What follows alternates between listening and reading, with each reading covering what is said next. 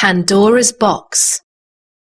Long, long ago, at the beginning of time, lived gods and goddesses. Zeus, the king of the gods, sat on Mount Olympus and thought that the earth was beautiful, but also that something was missing. He looked closer and decided what was needed on earth were animals and birds and fishes. Zeus called the two titans, Prometheus and Epimetheus, to him and gave them the task of creating all the creatures to live on the earth. "Here is a bag with some special gift that you can give to your creations," he told them. Prometheus and Epimetheus were brothers, and, like many brothers, each had his own strengths and weaknesses. Prometheus, whose name means forethought, was by far the cleverer, and, as his name suggests, he could often see into the future. Thus it was that he warned Epimetheus, "I won't always be here, so take great care with any gift that Zeus may give." Although Epimetheus wasn't as clever as his brother, he was good at making things, like a sculptor or a carpenter. He created all the creatures that he could think of and gave them different gifts from Zeus's bag. Some he gave long necks, others he gave stripes and tails, beaks and feathers. When he had made all the creatures, he showed them to Prometheus. "What do you think?" he asked his brother. "They are truly wonderful," said Prometheus. Looking across the earth, Prometheus then had the idea for another kind of creature, one that would be modelled on the gods. He took some clay and added some water and moulded the first man. Then he made him some friends so that man wouldn't be lonely. When he had finished, he showed his creations to Zeus, who breathed life into them. Prometheus and Epimetheus taught man how to look after himself. They stayed on earth and lived with man, teaching him how to hunt, build shelters, and grow food. One day, Prometheus went to Zeus's bag to find a gift for his creations, but the bag was empty. The trunk had been given to the elephant. The long tail had been given to the monkey, the biggest roar to the lion, flight to the birds, and so it went until there were no more gifts. Prometheus, who had grown very fond of his creations, wanted something special to give to man, something that would make his life easier. And as he watched his creation, the idea came to him. Fire. He would give man fire. Now fire belonged to the gods, and the only way that Prometheus could give fire to man was by stealing it.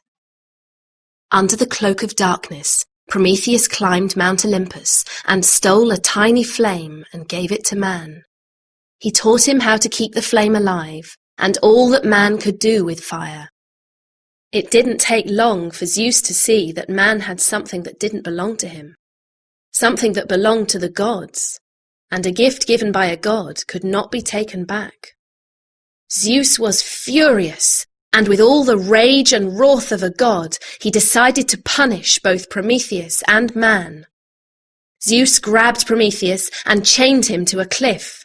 The pain was almost unbearable, but that wasn't enough for Zeus. He wanted Prometheus to suffer even more, so Zeus sent an eagle to tear out Prometheus's liver. Every night his liver would heal, and every morning the eagle would return to torment and torture Prometheus even more. This was pain without ending, and thus Prometheus was doomed to suffer forever without hope. Having punished Prometheus, Zeus devised a cunning plan to take his revenge on man, a plan that was worthy of a god. He created a being that looked like a goddess, but was a human. He created woman, and breathed life into her.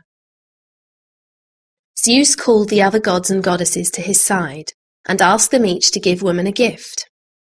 Among the many attributes, Aphrodite gave woman beauty, Athena gave her wisdom, Hermes gave her a clever tongue, and Apollo gave her the gift of music.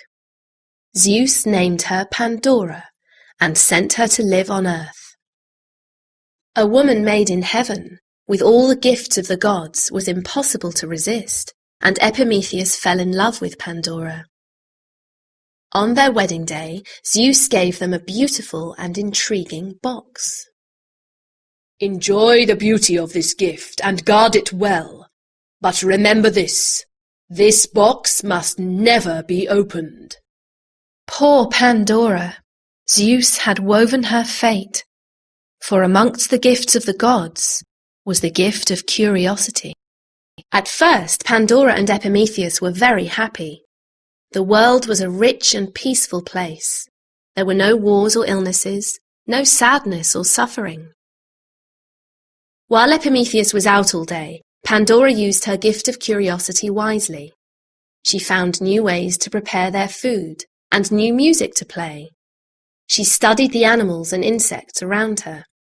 Pandora showed man new ways of using fire to cook and work metals.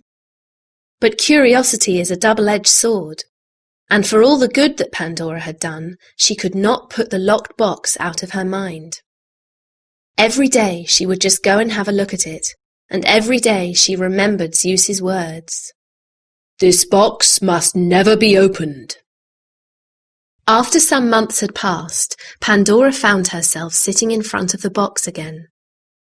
What harm would it do if I just sneaked a look inside? She asked herself. After all, what could possibly be in there that is so terrible?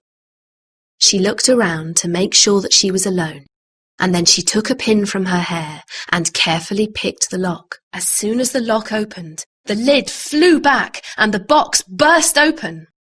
It is hard to explain in words the terrible things that were stored within that box and the suffering that was unleashed upon the world. When the lid was lifted, out flew hate and greed, pestilence and disease, and all the terrible things that still torment us today. Pandora was so shocked when she saw what she had done that she grabbed the lid and forced it down again with all her strength. Exhausted, she sat on the ground and sobbed. "Let me out! Let me out!" cried a small and gentle voice. Pandora looked up to see where this sweet voice was coming from. "I'm in the box. Please let me out," it pleaded.